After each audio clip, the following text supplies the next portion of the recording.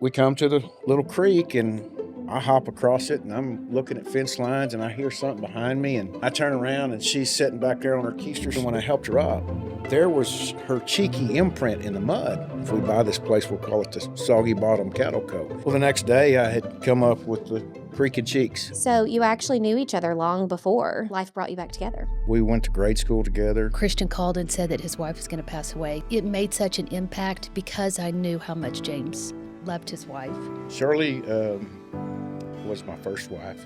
And you don't realize how quiet a home will get until you're the only one in it. Sometimes what God has is better than we could ever imagine. God knows exactly what you need, when you need it, and who you need it from. I believe that with my whole heart, because this is what happens when God helps you out of a bad situation.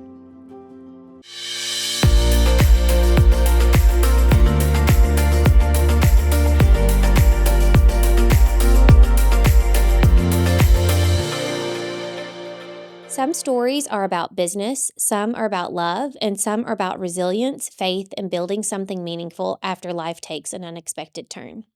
Today's guests embody all of that. I'm joined by Elizabeth and James of Soggy Bottom Cattle Co. and Soggy Bottom Cattle Co. Home and Team with the Heritage Group. They're entrepreneurs. He's a storyteller, let me tell you. And land lovers with a powerful journey of rebuilding faith and creating something meaningful together. Elizabeth and James, I'm so glad y'all are here. Thank you. We're glad to be Yes. here. Glad to be here. I'm so ready for this, James. We've been talking about this for a while. And we kind of pushed pause because there's been some changes, and we'll get into that as well. So tell me about growing up in McIntosh County. I would say we had the best of both worlds. I mean, Eufaula is a lake town. Everybody goes there for a getaway. We got to live there 7 days a week. And we grew up with some of the greatest people in the world. Were you on the lake all the time? I was. Yeah. So I grew up in the city, the town of Eufaula, where, James lived out in the country, but my dad always loved going out on the lake. So we would spend a lot of weekends. I have a lot of memories on the lake. In fact, I wrote a story that was published in a book about being on the lake. What was the book? It's called Lake Eufaula Reflections, Yeah. I think. Oh, Yeah. cool. Yeah. When was that? It was published when I was in high school. So Listen, she's just always been amazing, huh? She's always got a secret somewhere like that. I'm like, didn't know that was coming. So what was it like living in a small farming community? I know she just mentioned you lived kind of not in the city of Eufaula. No, our streets were dirt. Okay. And I actually grew up on a dairy. My grandfather had the dairy. Him and Dad were in dairy business. As I come to age, I was about halfway through junior college, and Grandpa had retired from the dairy business. But dairy farmers don't retire; they just get bored and go back in the dairy business. And he hit me up. He said, "How about you and I go in the dairy business?" So he had the morning shift. I had the evening shift. And after high school, when everybody was going to the Sonic to hang out, I was going to the dairy barn to milk. And my senior year, I sold and made more money than my mom did as a school teacher. And so it was one of those deals. I had an opportunity that not a lot of people get to do as a young person. And work ethic was instilled. I was going to say that shows your work ethic even now, too. And then you still had Grandpa there making sure you're not only doing it, but doing it right, and making sure if you're going to do it the correct way. And he still gets up at 3:30 in the morning because that's what time you would get up to milk, right? Right. Yeah. He It's still just gets up ingrained early. in you now. It is. Yeah. It's my clock. It's time to get up. What time do you go to bed? Well, sometimes before the sun goes down. Okay. So, I guess those early experiences did shape your work ethic and values. Looking back, how did those roots prepare you for what you're building today? I would say the dairy, it kind of goes hand in hand with what we're doing. If you want it done, there's nobody to point the finger to hey, I need you to do this. We're the whole team, and so I guess it just prepared it. If you're going to do it or get it done, you've got to do it It yourself. makes you responsible because somebody else is depending on you. Right. And the welfare of the animal is depending on you. Clients depend on us. So if you need it done, just do it. Well, and giving and bringing up good product too. Sure. We were just talking about that a little bit off camera as well. Wanting everybody to remain healthy. So you actually knew each other long before life brought you back together. We did. We Mhm. we went to grade school together. What were y'all in 4th grade when y'all moved? Yeah, my family briefly moved from Eufaula to Broken Arrow for 5 years, but then we came back. So we went to elementary school together and high school together. She looked a lot different when they moved back. Well, Those and are you've both seen the really picture. like meaningful times though, core Yes, memories, yes. elementary and Well, high and school. you've seen the picture of us on Facebook where we were George and Martha Washington. Yes. Mhm. And that is a core memory for me. And in the picture, you can see we both look scared, like we're kind of standing away from each other. And I remember being terrified that I was going to have to kiss him because he was my husband and he was, George Washington. I was the wife. And I think that's why I had that terrified look on my face. I had a terrified look because I was wearing knickers. You're like, who got me into Yeah, this? where's the rest of my jeans at? He said it wasn't being next to you; it was what I'm wearing. Yeah. Well, I think you said you hoped we had to kiss. Yeah, I was hoping. Oh, that is hilarious. I remember my first boyfriend in kindergarten. We used to seesaw together. Oh, So. yeah. Yeah. And then in high school, after they moved back, we had speech class together. And I sat one row back and to the left of her. And she was gorgeous, but I didn't have no game back in, and I let this one get away for a while. Okay. I don't But- believe that, Elizabeth. Tell her what you called me. Lizard. Well, no wonder why. Yeah. Okay. Yeah. You said, no, I'm getting away. Yeah. And I used to call him Burgess, and I guess that just drove him crazy. So Gotcha. So when we did reconnect, she was still calling me Burgess, and I was calling her Liz. Mm-hmm. And I realized Elizabeth is a beautiful name. So a lot of people still call her Liz, but she's Elizabeth to me. And I'm sure that means a lot to you too. yes. It doesn't take you back. No.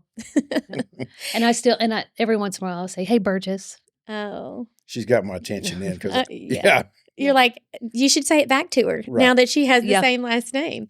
Well, James, we are going to get into your story first. So, if you don't mind, can you share a little bit about walking through Shirley's ALS journey and kind of explain who Shirley is, please? Shirley was my first wife of 20 years, and life was absolutely perfect until the day it wasn't.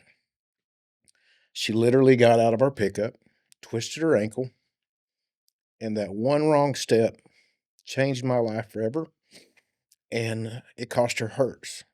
She got the onset of Lou Gehrig's disease. We were going to doctors around here. We ended up at 25 different doctor's appointments. Nobody could tell us what was going on.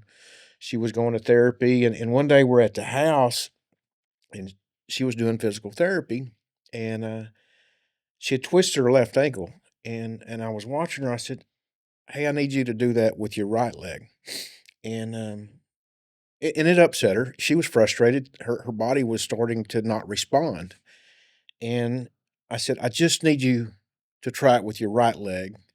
She said, "I didn't hurt my right leg." I said, "I understand." I said, "But I just seen something." Then we had a problem in the right leg. And I said, "Honey, we've got something organic going on. You don't twist your left ankle and have problems in your right leg." And we ended up at the Mayo Clinic and got the worst news people could get.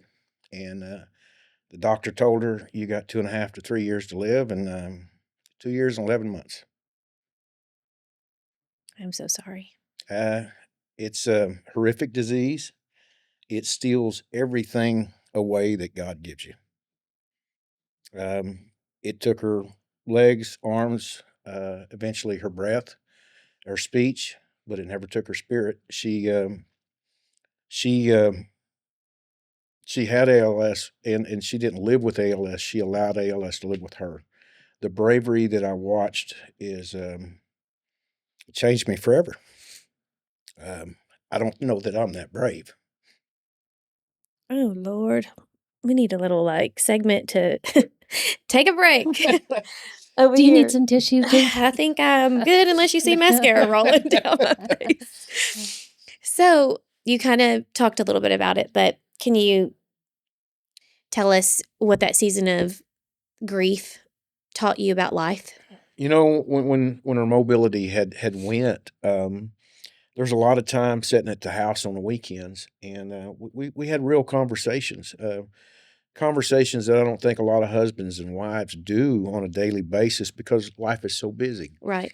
And you talk about not the things I wish we hadn't done; it was the things I wish we had done. And we you just get real conversation, and we had 2.5 years to say goodbye, and nothing went unsaid. And I know that you're super supportive, Elizabeth, of him, There's which says a something lot. comforting about seeing his commitment and love for her. Mhm. Um, I I already knew that before we got married. I knew that he had taken care of her.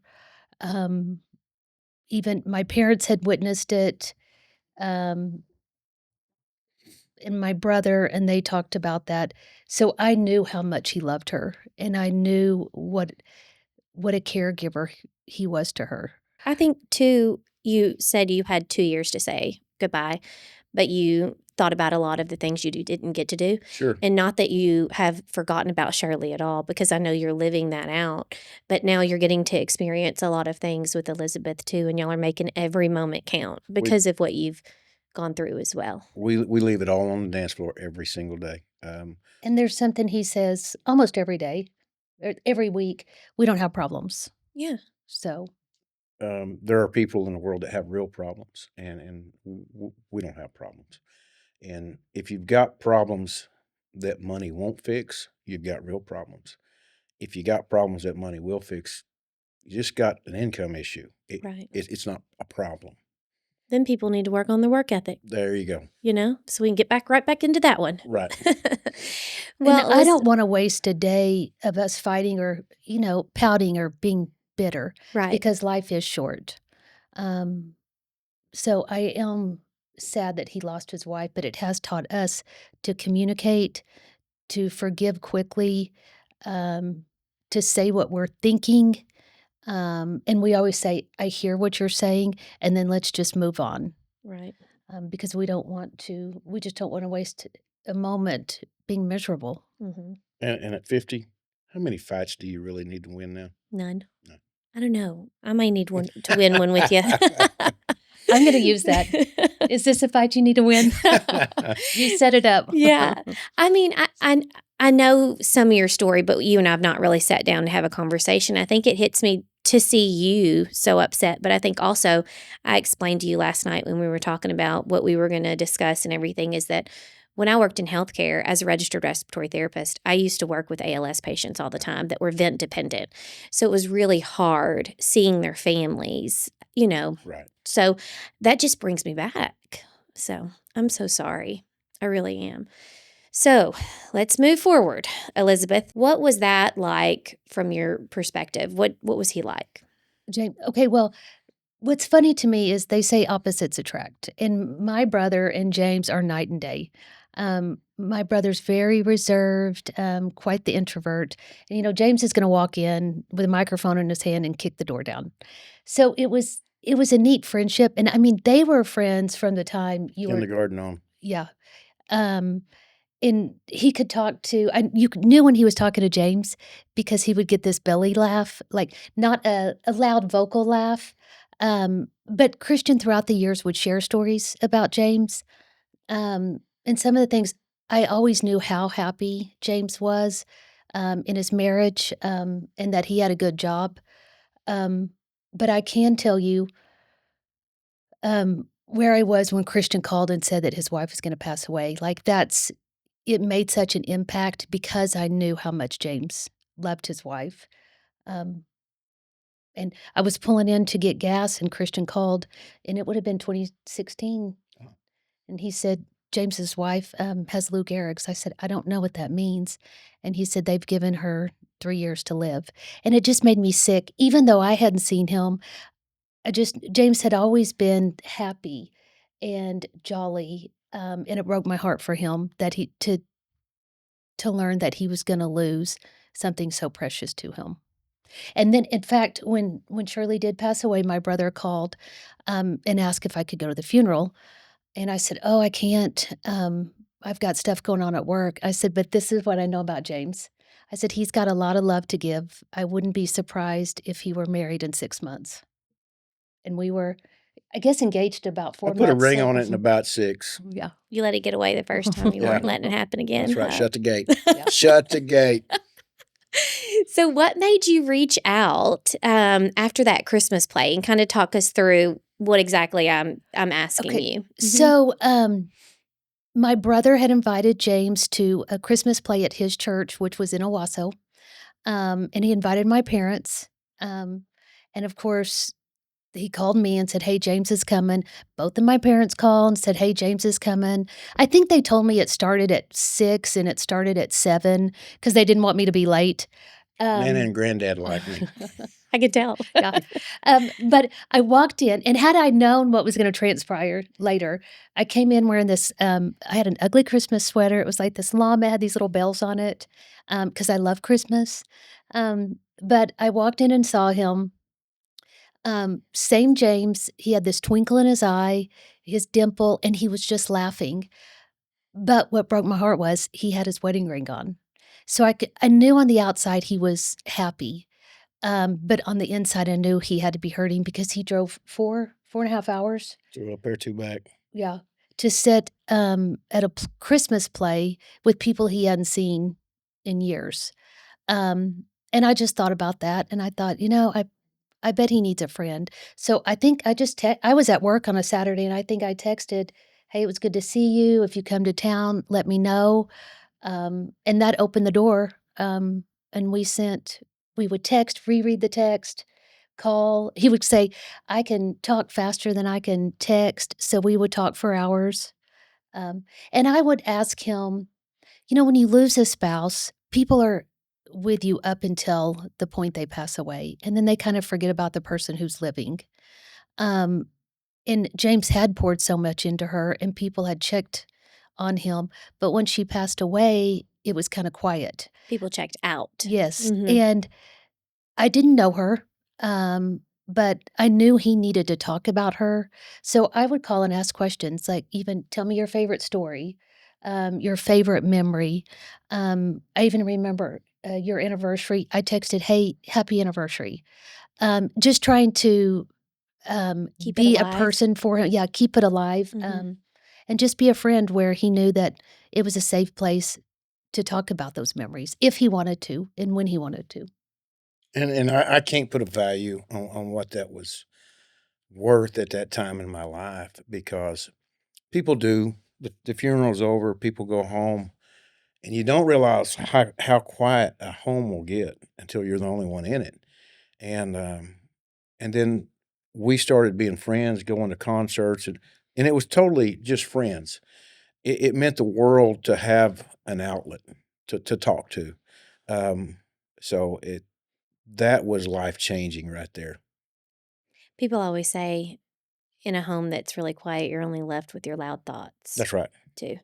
So, And I was a hot mess. I mean, I was wallowing self-pity, probably self-medicating a little bit. So, it's one of those things, she was, she I believe this after what's happened with us. God knows exactly what you need, when you need it, and who you need it from.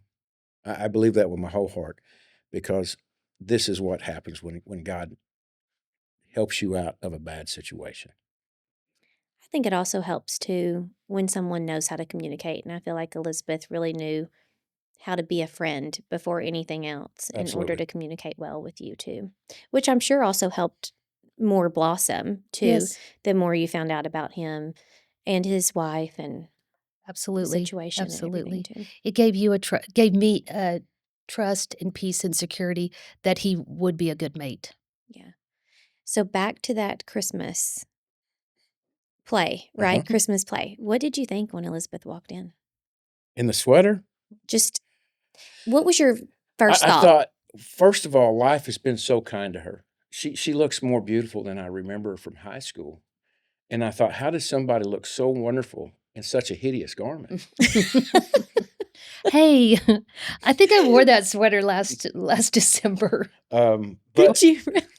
I love my ugly Christmas sweaters. Well, I guess people need to know too. Y'all keep a Christmas tree up year round. Yes, we Yeah, do. We so do. you just decorate it. couple, For, there's still two. oh, two. I thought yeah. it was one.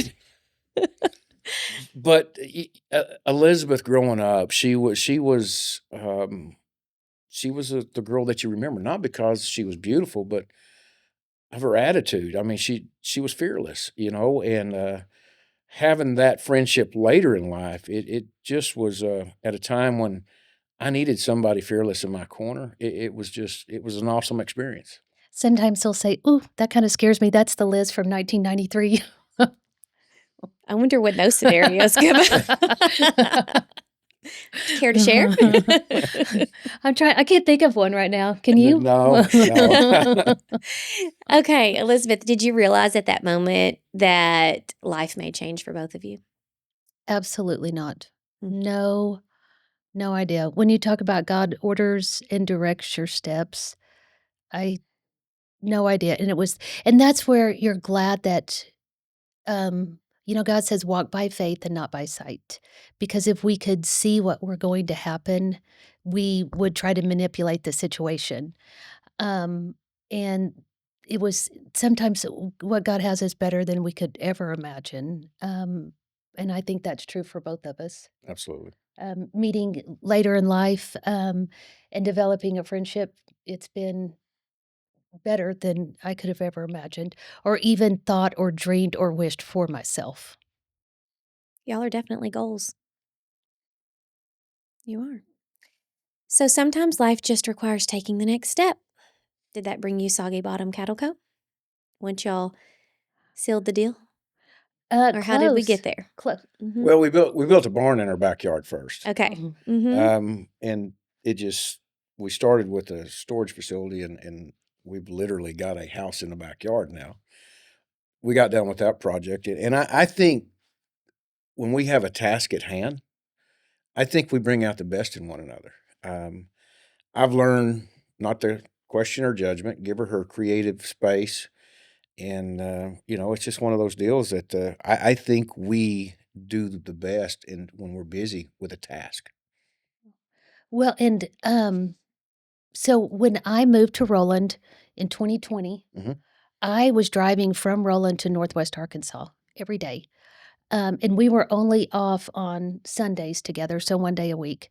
But when I worked for a home builder, and I worked out of a model, and they had started a new neighborhood here in Fort Smith, and they were about ready for me to sit in the model.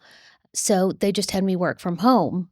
So we laughed that we were off every Saturday and Sunday for a month, and we ended up buying a piece of land because literally one day I woke up and said, "Hey, I think we need to buy some land." But this was coming off the heels of COVID too. So Okay. this was 2022, where we had gone through the pandemic. We saw influencer culture start homesteading, raising their own food, chickens, people migrating from the cities to the country. And I am a little bit of a prepper, conspiracy I theorist. know where I'm going. Yes. We talked Yes. about Oh, it. she a Yes. prepper. She I looked in said her a drawer little upstairs bit. the other day, and there was nothing but spaghetti. But so that was in the back of my mind. And, I grew up, my dad would always say, buy land. We all know buy land, they're not making anymore. But because of the events from COVID, it was in the back of my mind. We need to have a piece of ground.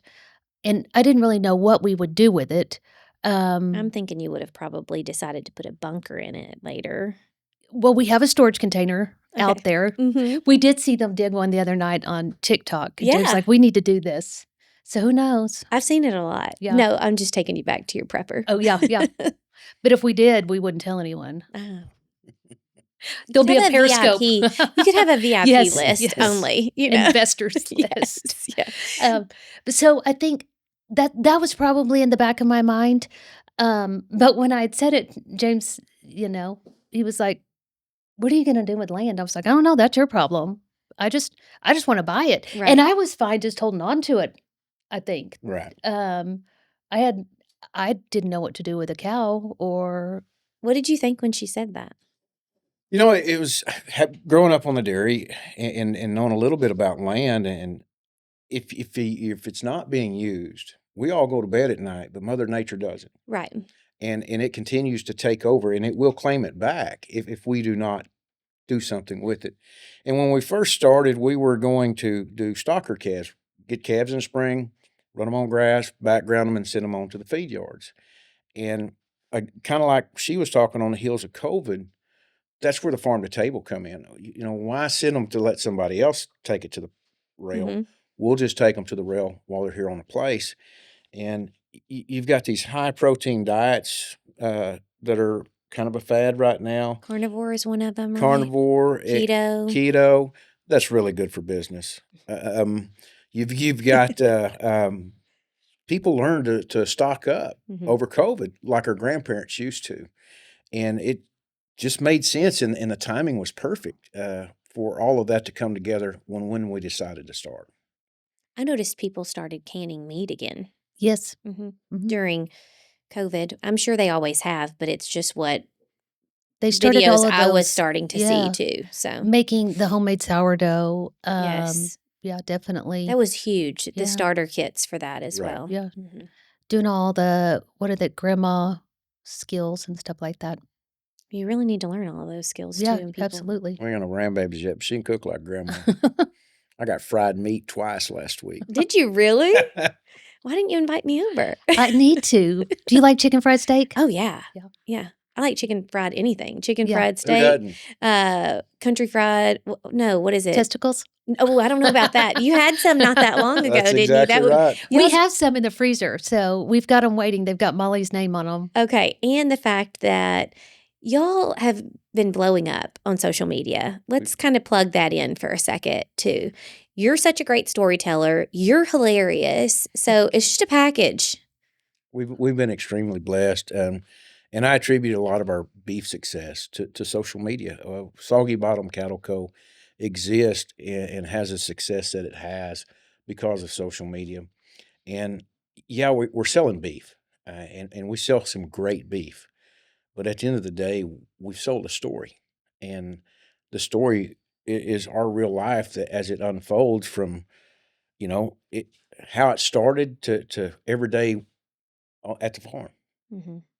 And I think people like the story because he is a great writer and he writes from his heart, and we don't use artificial intelligence. No chat GPT here, huh, James? Absolutely not. If you read it on our page, I know. I wrote it. I'm just But I making think sure I that- plug that in Yeah, for you. yeah. I think that resonates with people because they see something different in his style of writing. I feel like I'm opening a newspaper again when I'm reading your stuff. It's a good feeling. I Well, like to I read appreciate it. that. Yeah. I miss that actually. Where you could feel it, open it, read Yeah. it. But it doesn't matter because I look forward to seeing your stuff all the time. Now, I will say, you did say you had something with my name on it at home. Mhm.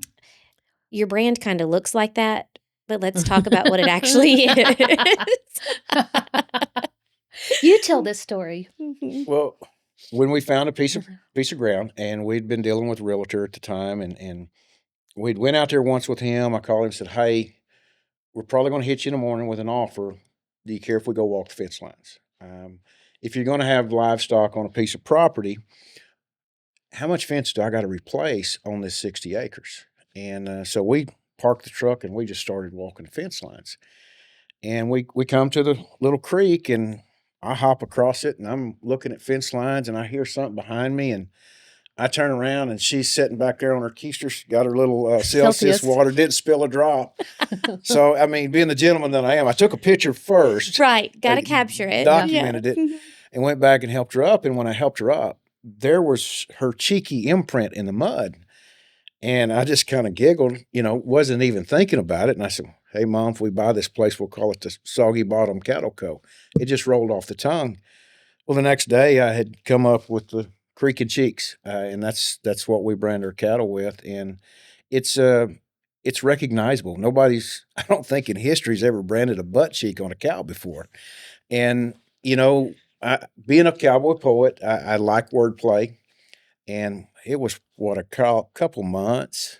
Uh, buy your beef between the creek and the cheeks. Mhm. Nobody forgets that. From the meat man. From the meat Amen. man, cover your top with a soggy bottom. We've got an 18-foot feeder, and going down the highway, it says "Buy your beef between the creek and the cheeks," and people will come by and honk, and they'll just wave and look. So we've had a great time with the wordplay, with the brand, and it's one of those that it's become recognizable. We sold a little over 100 dozen hats last year in department stores in Oklahoma, and we've shipped them all over the United States. And we have truly, truly been blessed with social media. And you love hearing other people tell the story too. I've read that as well. Other people spotting your brand in different places and I was sitting at a business lunch about 2 months ago, and I have a vest on. It had our brand on it, and this guy, very important business meeting. He says it was winding up, and he said, "Hey, what brand of jacket is that?" I told him, I said, "Hey, it's a Cripple Creek." And he said, "Man, I've seen that before." He said, "Do you know the story of that?" And he proceeds to tell me the story about how the guy that started that clothing company, his wife fell in the creek, and that's her butt cheeks. And to have somebody hear this story in another state and it sat down across from me at a table and then tell me our story back, you thought, wow, we've released this into the world and it's come back to us. And not only did it come back accurate. It was really cool and very humbling. did Very, you tell him oh, that's me? absolutely. That is me and that is my I wife. said, "Sir, those are my wife's butt cheeks. She is the butt behind the brand." Yeah. You are good with words though, for Yeah. sure. So, when did y'all realize this was becoming something bigger than a hobby? I think what really resonated with me was the day that I opened the post office box and pulled out a farm magazine, and we're the cover. We're sitting there with a half a carcass of beef, and they'd done an article on us. And I thought, okay, we're getting some traction now, and and to watch the following tick up, you Mhm. know, Strangers to Y'all just had a tick up too, right? yeah, yeah. Mhm. Um, I definitely people see us, but a lot of our followers don't post, so I don't know them. But, you can go to the grocery store, Walmart, State Fair, and people come up and say, "Oh, I follow you," or, "Oh, I love your story," and you never wanna come across as rude, um, but it's shocking, when a stranger comes up and they're telling you a story about you. So it is humbling, it's exciting, but it takes you off guard a little bit, so because it's still surreal. Right. and then we're driving down I-40 one day, and this car, I pass this car, and next thing I know, it pulls back up, and we're kinda going down the highway like that, and I'm thinking, "Okay, buddy, They're trying to get your I got a attention though, truck and aren't they? trailer here, get away from me, I'm fixing to tell you you're number 1," Mhm. and I look over to kinda give him the eye, and it's like a 16-year-old kid in the passenger seat, and he's holding up an iPhone, and he's pointing at it, and it was my face, and they had North Carolina plates. And they had seen our logo on the truck tag, and we ended up sending the kids some hats to North Carolina. They were coming to Oklahoma City to it was a trampoline Yeah, yeah. contest or something. But building those relationships all over the United States just from a few posts on social media and telling our story. I think it's important for people to know that y'all are very authentic. You enjoy meeting people and you enjoy just spreading the word as well Yep. and sharing your journey too. And I think you do this. You support so many people. That's what James wants to do with his writing. Support local businesses. We want to be a fan and a supporter of other farm to table beef operations, um, local hardware store. So we had a friend that had bulls to sell. You made a post, and he had three people from your post. Right. Go by. two $8,000 bulls and one $9,000 bull. So just the power of social media is it's changing the world and in the way that business is done. Right. So, speaking of that, why direct to consumer? Probably the relationships. People have been raising cows for decades, but they pull up to the stockyard, open the back gate, dump them off. They come back that afternoon, pick up their check. The the bonds that we have created in 3 years, um, producing the final product and the quality of product that we're able to produce uh, is something that I think we both take extreme pride in. Um, it's hard to eat beef from anywhere but our house now. I'm excited to have some in my freezer before too long. We should have brought Molly a burger. You're You could right. have done the Could have eaten some burger on Yeah, here. yeah, We could like the McDonald's guy, but the Soggy we should Bottom. do some behind the scenes at your farm and cooking, and Yes. Love I it. got some ideas. Yeah. Joe, We'll put you in a Soggy Bottom apron and make some there chicken we fried go. steak. Oh, I need a cooking class from you. Yeah. That's what it is. Yeah, we'll That's do a good that. idea. We literally have two charcoal grills at the farm, one across the creek, one on this side of the creek. Okay. So, faith and entrepreneurship. You both talk openly about praying through major decisions. How has faith shaped the direction of your business? God's our business partner. It's me, James, and God. I pray every day. I say, Lord, let your Holy Spirit be in our presence and speak so loudly that we have to turn around because we can audibly hear you. And I'm not saying I have audibly heard him, but we it it's great because I can be praying or thinking about something, and I'll say, "Hey, James, this is on my heart." And he says, "Oh my goodness, I'm so glad you said that because it's been on my heart. I want to talk to you about it."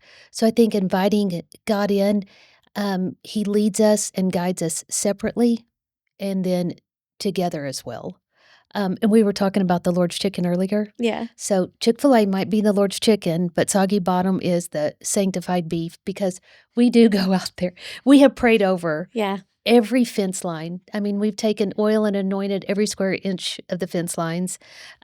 We pray over the cows, and we pray over the families that buy the beef from us. And it's funny, the other day we were praying, Lord, just bless these families when they come to eat. Just let them have great memories around the dinner table. And someone had sent us a picture, and they were like, "Hey, just want you to know we had the best family dinner." So for us, It's it's very more. rewarding. Yeah, it's more than just selling the beef. It's that we are invited into people's homes, 60 families, for an entire year. So we get to continue to be a part of their story. So, you've mentioned about praying to God to expand your borders. What exactly does that mean for you professionally and personally? Well, I mean, me, for me, it means we continue to grow. We continue to reach out and touch more people, tell the story, um, raise more beef, and with us venturing off in another direction, to open doors there to where we build relationships. We continue to tell the story and continue to help people. Be the hands and feet of Jesus. So, we're going to get into that next chapter. Okay. Elizabeth was in home sales for a builder for 16 years in Northwest Arkansas, that you kind of touched on a little bit. And what made you move fully into real estate? And what made you decide that you wanted James to join you in the business? So I had done it for 16 years, like you said, and it's a career I absolutely loved. But the majority of that time, I worked weekends. So I missed out on a lot of events with family, even events that James was going to. In fact, the first year he owned the farm, the joke was, "You don't even know where the farm is." And I was like, "I know where the farm is. I just don't know the gate code." Um, but I started thinking about the things that I was missing out on, and the memories. And so it was with a heavy heart. I would say that I got out of that, but I knew it was time. I was turning 50, and I knew it was more important for me to spend time with James and my children and my family than continue to stay in that role. Did James know that you had in the back of your mind you were wanting him to join you on that journey as well? Okay, so we We do. We've talked about this. We love working together. We feel like we kinda have this dance and this rhythm. Naturally, he'll lead in some things, I'll lead in other things. And I think I had held this picture, and, they say, "Hold a thought long enough, it becomes a thing." Um, and I hadn't told him this until recently, but I had been holding this picture of us, like, on a billboard or a business card, and it was, like, me on, a driveway with a modern house, and then split in the middle, us holding hands, and then him on a farm. And so I kinda had this of us selling real estate with pastures and pavement, "Let us walk you home." So I had kinda silently held that and thought, "One day, when we're ready to retire, we'll just sell real estate together." Um, but after I got my license, I definitely encouraged him, and the reason is seeing the effort he puts in to, our beef customers. They're right, they sign a contract in January, February. They don't get their beef till December or, October, November, December. But he is texting them pictures, sending them videos, giving them updates, and I thought, "That's who I want to be my partner."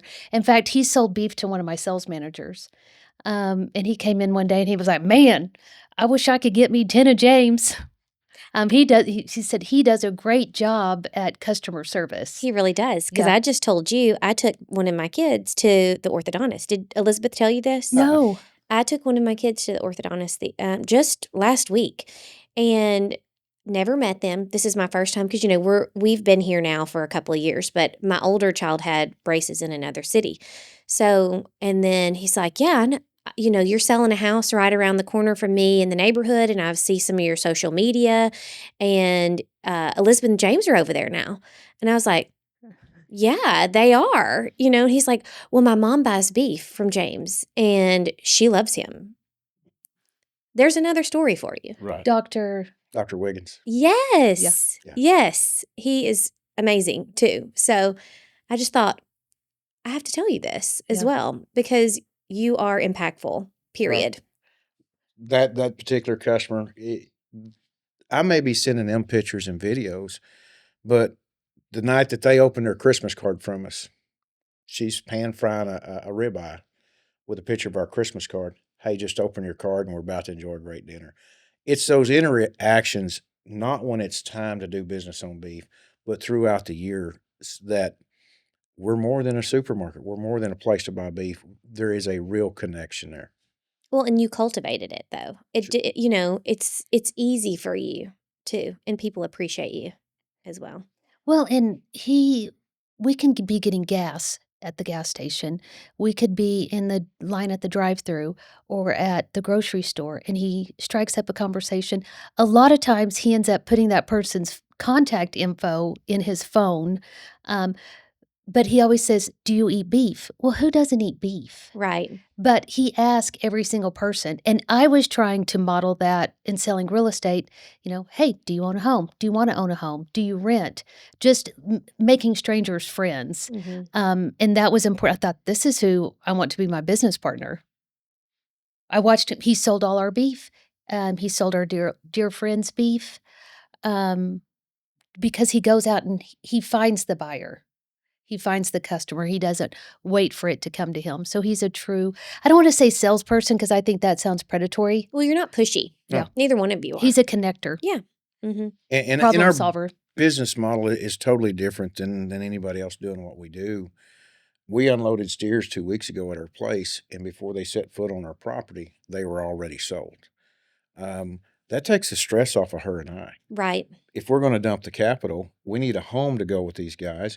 We contract them. Hey, we're going to sell them to you at this price in October when we get them to the rail. All I got left to do is feed cows and smile and enjoy life. I don't have to worry about what's the market doing this week. Mhm. We've locked it down. And it actually benefited our customers tremendously last year. When we were harvesting in October and November, that beef should have been selling for 650 and they were had it contracted at 575 because they had contracted it so many months ahead. It's a win-win for both parties. Right.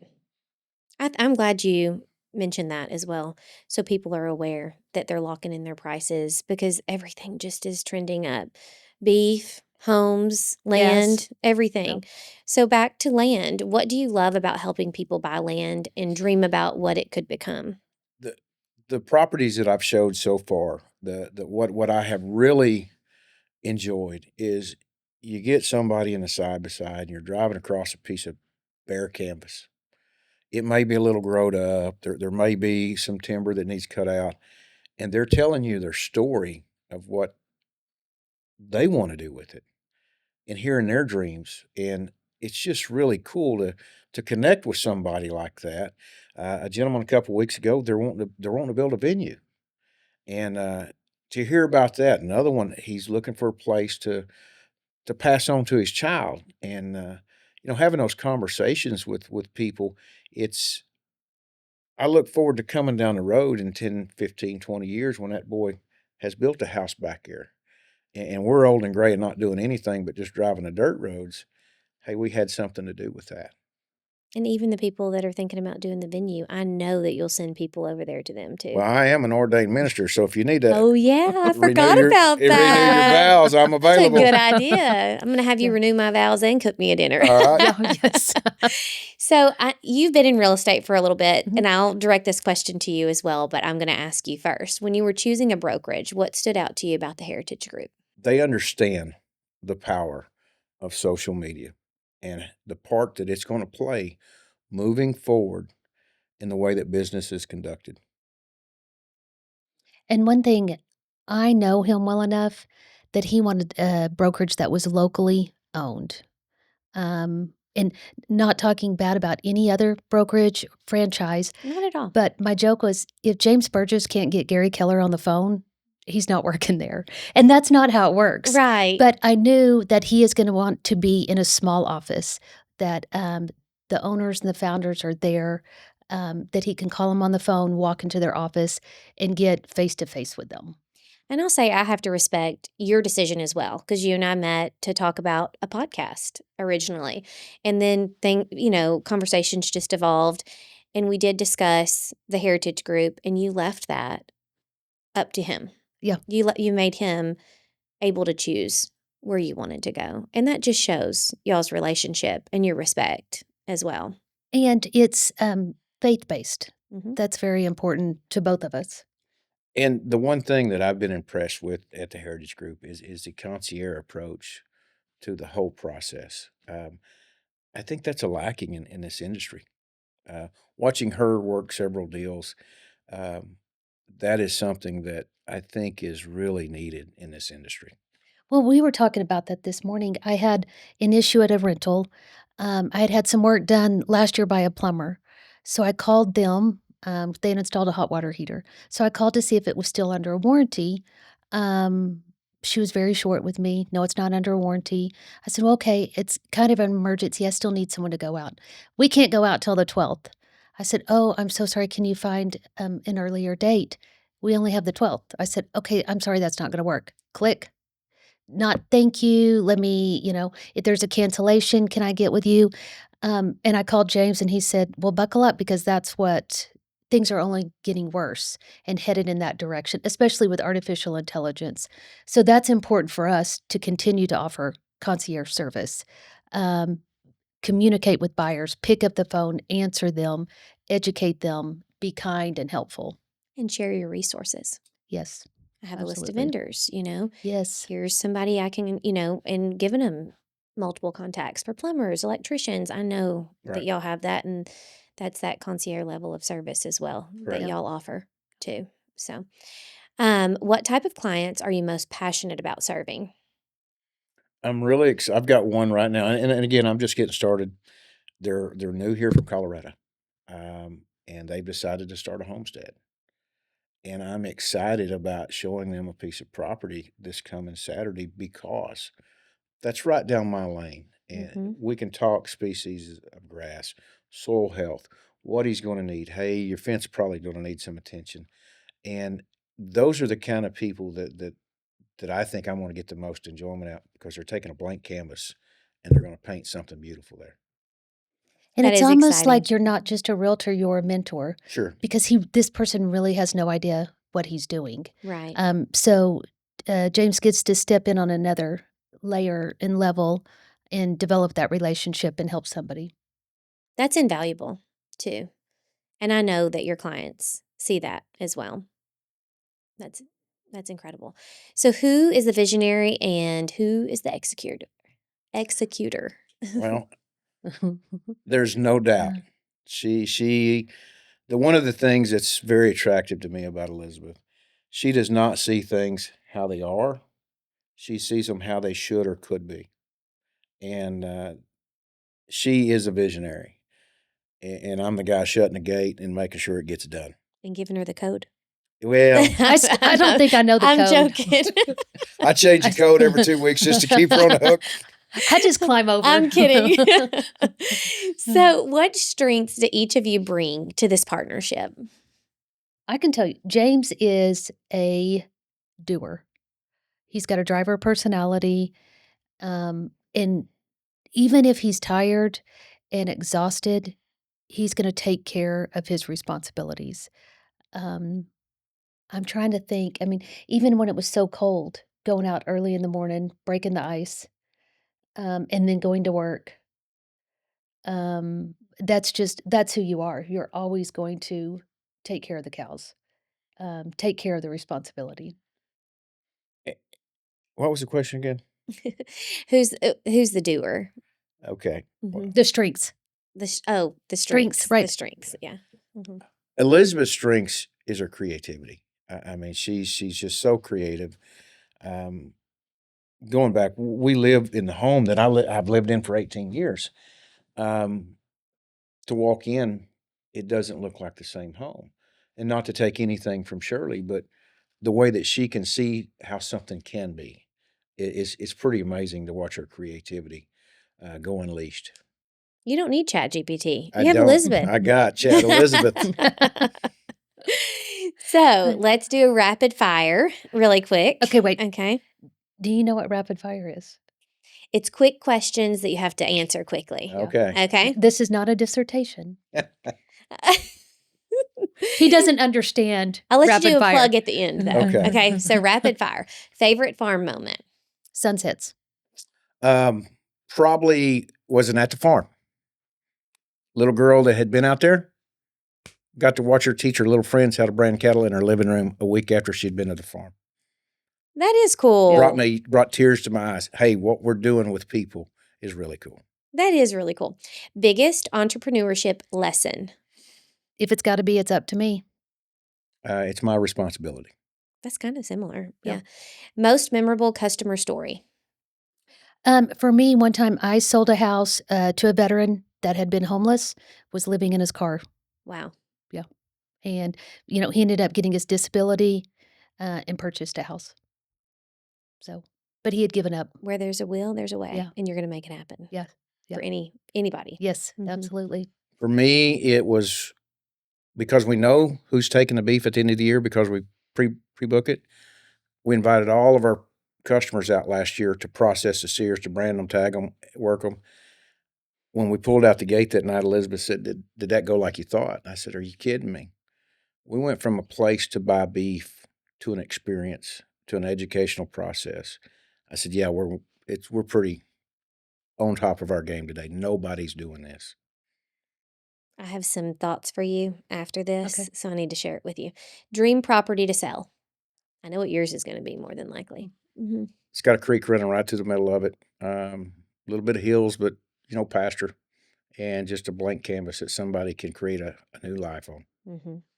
Anything historic, like a Frank Lloyd Wright style. Ooh. There's a condo for sale in Tulsa right now for sale by owner. I'll have to send it to you, but it's maximalist design. Very cool. Haven't we talked about this one? We may I think have. we have. It's kind of gone viral, Yeah. but it's very cool. Okay. Where do you see life in 5 years? That's very short. It happens so quick. Mhm.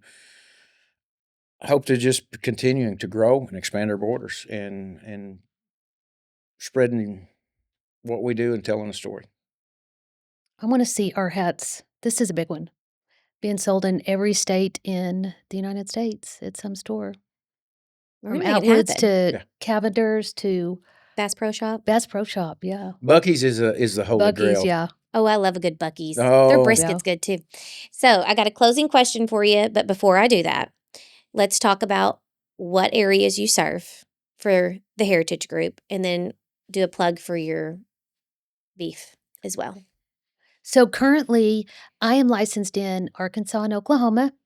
James is almost completed with his Arkansas, and he's fully licensed in Oklahoma. So we are gonna specialize in Sequoyah County, um, Crawford County, Sebastian County, LaFleur County. We grew up in McIntosh County, so we feel very comfortable helping people there.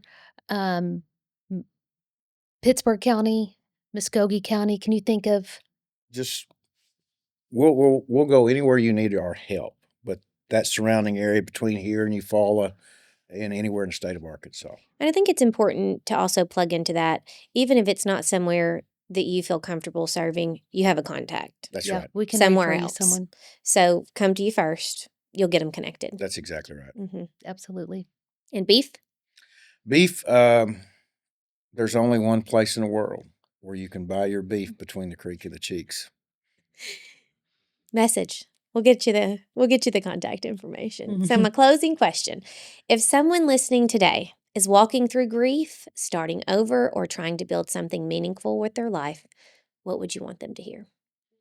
It's one foot in front of the other, one step at a time, one day after another. In Isaiah 61, God's talking to his people, the Israelites, and he says, "To those who grieve in Zion, I'll bestow on them a crown of beauty instead of ashes, the oil of joy instead of mourning, and a garment of praise instead of a spirit of despair."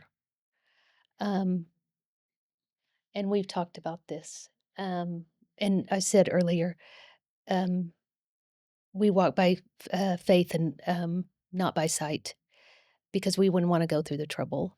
Um, and when I think about this verse, I think about James. He walked through a fire that could have consumed him, and he chose to let it refine him. And every day he says, "I'm winning." Every single day. That's become his motto. Um, and it's just how we live our life. You are going to have some trials and you're going to have some troubles, but that's if you skip those, you never get to understand God as your healer, your redeemer, your savior, your provider, your protector. And sometimes you just have to embrace those hard times in those moments because you get to learn a new aspect of God. Well, I just want you all to both know I'm winning. You know why? Because I have y'all with me at the Heritage Group. And I'm grateful and appreciative. And I look forward to the next 5 years, 10 years, 15 years. And any way Absolutely. I can help y'all, please let me know. But thank you so much for coming on today, telling your story, y'all's story together as well. I think we'll have to have a part 2. We didn't really dive into much of your backstory prior to marriage with James. Yeah, well, So- that's fine. Yeah. Thank We'll you do so it again. much. Thanks It for was having fun. us. Of course. Next time we'll do it at the farm.